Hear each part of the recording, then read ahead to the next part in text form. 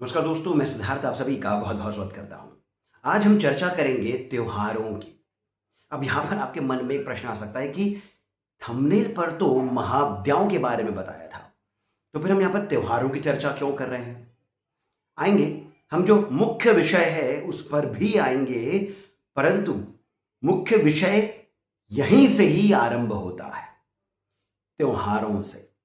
देखिए, त्योहार जो है वो सभी को प्रिय है। सब त्योहारों का इंतजार करते हैं, वेट करते हैं। परंतु जो आम लोग हैं, आम लोग यानी वे जिनको भगवान में श्रद्धा तो है, परंतु अपने जीवन में अध्यात्म का कुछ ऐसा महत्व वे नहीं समझते हैं, ऐसे लोगों को त्योहारों का जो वेट होता है उसका कारण बहुत अलग है, बहुत भिन्न है। एंटरटेनमेंट ये मुख्य कारण होता है त्योहारों के इंतजार का। और आप देखेंगे जो कंपनियां भी होती हैं वे भी अपना प्रमोशन त्योहारों के 15-20 दिन, एक महीना पहले से ही आरंभ कर देती हैं। दिवाली के एक महीना पहले से ही सारी कार कंपनियां डिस्काउंट देना आरंभ करती हैं। बड़ी बड़ी कंपनी जैसे अमेजॉन, फ्लिपकार्ट इत्यादि जो हैं, ये भी अपने अपने डिस्काउंट, सेल इत्यादि आरंभ कर देते हैं करीब करीब एक महीना पहले से ही। होली हो या फिर दिवाली हो, अपनी मार्केटिंग चलती रहनी चाहिए, वो भी एक महीना पहले से। ये आम जनता के लिए है। परंतु भारत तो एक आध्यात्मिक देश है, अध्यात्म यहां के कण कण में है। तो फिर क्या आपको ये अटपटा सा नहीं लगता है कि जब हम बात करते हैं गुप्त नवरात्रों की या फिर ऐसे कोई आध्यात्मिक पर्व की, तिथि की, वार की, योग की, जिसमें आध्यात्मिक उन्नति हो, तो उसका प्रचार प्रसार इस प्रकार से नहीं होता है जैसे कि आम जनता के लिए बड़े बड़े त्योहार जिसमें मार्केटिंग करी जाती है उनका होता है। अब जैसे एक मैंने कहीं पर पहले, बहुत समय पहले पढ़ा था कि छुट्टी गुरु पूर्णिमा के दिन तो अवश्य रूप से होनी ही चाहिए, क्योंकि गुरु पूर्णिमा टीचर्स डे नहीं है। गुरु पूर्णिमा आपके आध्यात्मिक उत्थान के लिए बहुत ही विशेष तिथि होती है, वार होता है, एक पर्व होता है। उस ही प्रकार से जब हम बात करते हैं गुप्त नवरात्रों की, तब यहां पर भी इसका भी प्रचार प्रसार हम यदि उस प्रकार से नहीं करें जिसके अंदर हम मार्केटिंग होता हुआ देखते हैं, परंतु जो साधक जन है, जो भक्त जन है, जो योगी जन है, उनके बीच तो इन बातों का प्रसारण होना ही चाहिए। और इसी बात को समझते हुए मैं आज आपके लिए ये विषय लेकर के आया हूं। गुप्त नवरात्रे इस वर्ष आरंभ हो रहे हैं 15 जुलाई से। ये हमारे जो आषाढ़ का शुक्ल प्रतिपदा होती है वहां से ये आरंभ हो रही है। 15 से लेकर के 23 जुलाई तक गुप्त नवरात्रे चलेंगे। अभी समय है, परंतु हम यदि विधि विधान से चलें, जैसा शास्त्रों में बताया जाता है, जैसे कि गुरुजन बताते हैं, जैसा कि हमारी आध्यात्मिक उन्नति के लिए आवश्यक है, यदि हम उस प्रकार से चलेंगे तो आज से ही आपका वो समय जिसके लिए आप अपने आप को तैयार कर ले आरंभ हो जाता है। समय देखा जाए तो कम ही है अपने आप को तैयार करने के लिए गुप्त नवरात्रों के लिए। इसका कारण क्या है? एक, मैं पहले भी कितने सारे चलचित्रों में ये बात कह चुका हूं कि संकल्प जब आप किसी एक योग वाले तिथि के दिन या फिर आप संकल्प किसी ऐसे पर्व पर लेते हैं कि आज से मैं इतने दिनों की, इतनी संख्या की ये माला करूंगा, ये मंत्र करूंगा, स्तोत्र करूंगा, वो आपका पहला दिन नहीं होना चाहिए कि जब आप उस मंत्र का उच्चारण कर रहे हो या फिर आप उस स्तोत्र का पाठ कर रहे हो।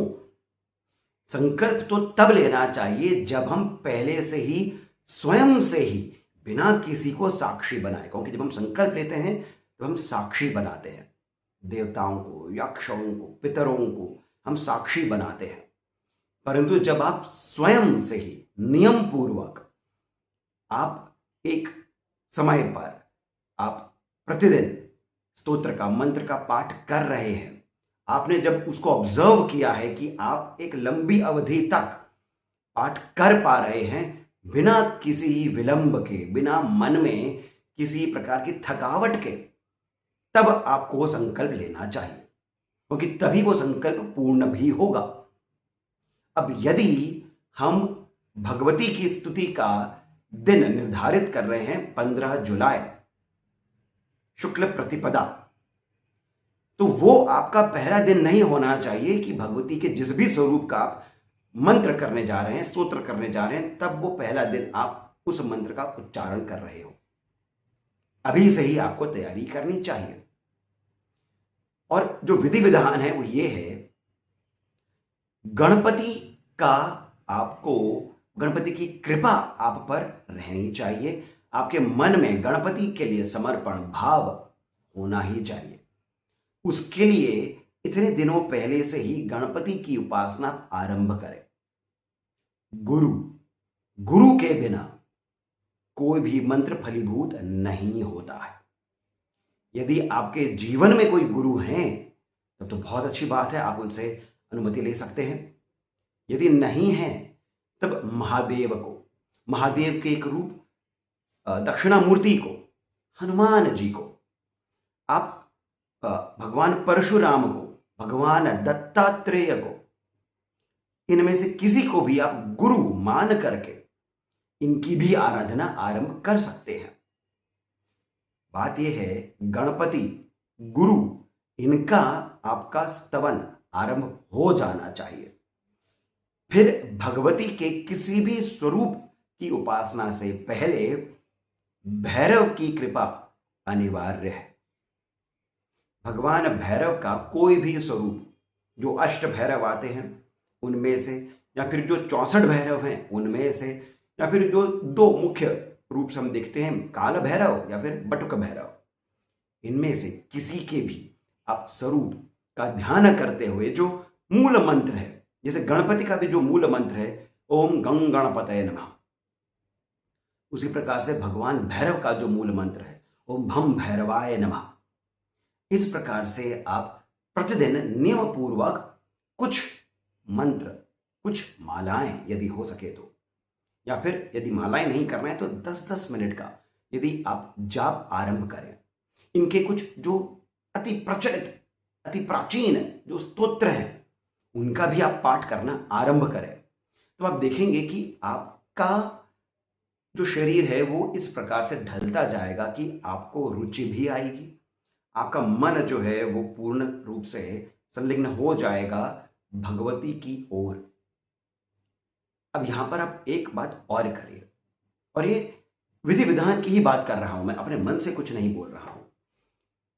पठन पाठन करिए, अभी समय है आपके पास, पठन पाठन करिए। देवी भागवत पुराण आप लेकर के आइए, उसका आप एक एक अध्याय प्रतिदिन पढ़ना आरंभ करिए। 10 महाविद्याओं का प्रथम बार जो प्रादुर्भाव हुआ था वो किस रूप में हुआ था, क्यों हुआ था, उस कथा को आप पुनः पढ़िए। यदि पहले पढ़ रखा है, यदि कथा पता है, फिर भी पढ़िए। आप भगवती का उल्लेख जहां जहां भी आता है उसको आप पढ़ना आरंभ करिए।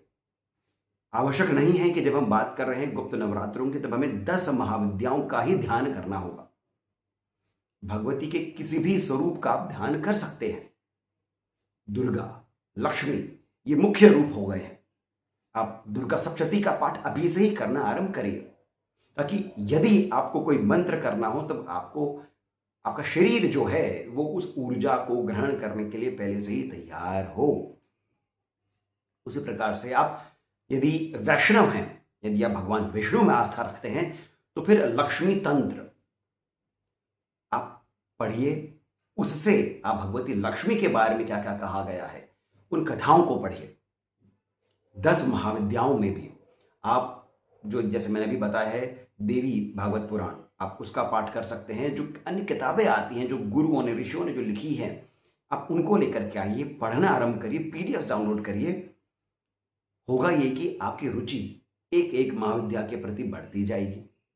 आपको समझ में आएगा कि कौन सी महाविद्या किस प्रकार से कार्य करती है हमारे जीवन पर, इसका विज्ञान क्या है। आवश्यक ये नहीं है कि आप महाविद्याओं का मंत्र करें ही करें, परंतु इनका स्तोत्र तो आप पढ़ सकते हैं। क्योंकि कई व्यक्तियों के मन में एक भ्रांति सी भी होती है, एक संदेह भी होता है, संकोच भी होता है कि महाविद्याएं तो बड़ी उग्र होती हैं, यदि कोई मंत्र का पाठ आपका इधर का उधर हो गया तो फिर लेने के देने पड़ जाएंगे। यदि ऐसा संदेह भी है, स्तोत्र का तो पाठ कर सकते हैं, कथाओं का तो पाठ कर सकते हैं। आवश्यक ये है कि इसे हम त्योहार की तरह मनाएं। 15 जुलाई शुक्ल प्रतिपदा आषाढ़ की, यहां से जो नवरात्रे आरंभ हो रहे हैं, ये जो चैत्र और शारदीय नवरात्रे होते हैं उनसे बहुत अलग होते हैं। वो बाह्य रूप से भगवती की स्तुति के लिए होते हैं, ये अंतर्मुखी होकर के स्तुति के लिए होते हैं। इसी कारण इसका जो मान है, इसका जो महत्व है आपके जीवन में, वो बहुत अधिक है। क्योंकि यहां पर आप सत्य में स्वयं का अध्ययन कर रहे होते हैं। आध्यात्म यानी कि आत्मा का अध्ययन वो आप करते हैं। त्योहार की तरह मनाएं, ये पर्सनल त्योहार आप आरंभ करिए। आपने इस चलचित्र को देखा है, यहीं से ही प्रेरणा लेकर के, यहीं से ही समझ करके अपने अनुरूप मैंने आपको बताया है गणपति, गुरु और भैरव, इनके बिना भगवती की स्तुति फलीभूत नहीं होती है। ऐसा नहीं है कि आपको कृपा प्राप्त नहीं होगी, पर जैसे मैंने पहले भी एक वीडियो में बोला है कि मंत्र जो है, एक एक मंत्र जो सर्व प्रचलित मंत्र भी है, जैसे ओम नमः शिवाय, अति प्रबल है। यदि आपके मन में उस प्रकार की भावना है, एक बार बोलते ही वो मंत्र आपके लिए कार्य करेगा। यदि आपने अपने शरीर को इस प्रकार से अलाइन करा है ऊर्जाओं के साथ, इस कार्य में आप आगे बढ़िए। बहुत आवश्यक है। मानव जीवन बहुत अमूल्य है, इसका एक एक दिन बहुत कीमती है।